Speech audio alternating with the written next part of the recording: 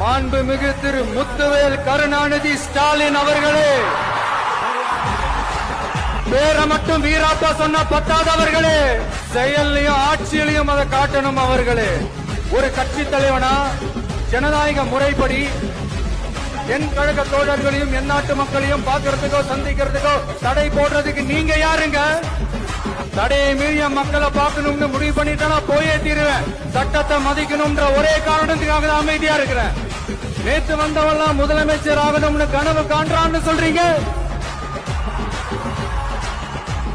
அது நடக்கவே நடக்காதுன்னு சொல்றீங்க. பிரியங்க எந்த கட்சிக்கும் இல்லாத நெருக்கடியை தமிழக வெற்றி கழகத்துக்கு மட்டும் போட்டுக்கிட்டே இருக்கிறீங்க. அணை போட்டு ஆத்த வேணும்னா தடுக்கலாம், காத்த தடுக்க முடியாது.